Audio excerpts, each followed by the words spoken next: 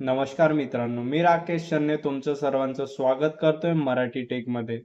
तर मित्रांनो, आज आपण बघणार आहे पॅन कार्डला आधार कार्ड लिंक आहे का नाही हे कसे चेक करायचे. ते संपूर्ण प्रोसेस समजून घेण्यासाठी व्हिडिओला शेवटपर्यंत पहा आणि चॅनलवर पहिल्यांदा आला असाल तर चॅनलला सबस्क्राईब नक्की करा. म्हणजे जेणेकरून तुम्हाला असेच नवनवीन व्हिडिओ आणि महत्त्वाचे व्हिडिओ मिळत राहील. तर चला आपण वेळ न घालवता व्हिडिओला सुरुवात करूया. तुम्हाला पहिल्यांदा क्रोम ब्राउझर येऊन जायचं. इथं आल्यानंतर तुम्हाला ई फायलिंग असं सर्च करून घ्यायचे. मी जसं सर्च करतो त्याप्रमाणे तुम्ही पण सर्च करून घ्या.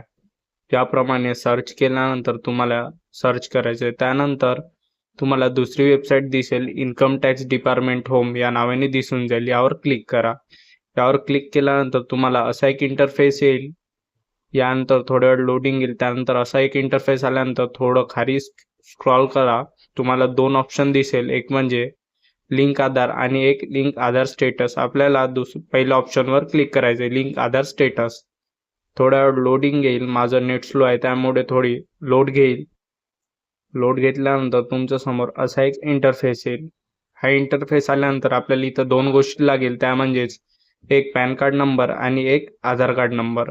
आपल्याला इथं दोन्ही पण टाकून घ्यायचे. मी माझा पॅन कार्ड नंबर आणि आधार कार्ड नंबर टाकून घेतोय.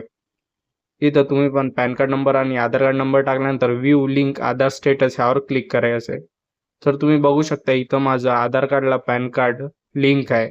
जर तुमचं नसेल तर लिंक करा म्हणून लिहून येणार. इथं बघू शकता तुम्ही your PAN number is already link to give Aadhaar number असं दिसतंय.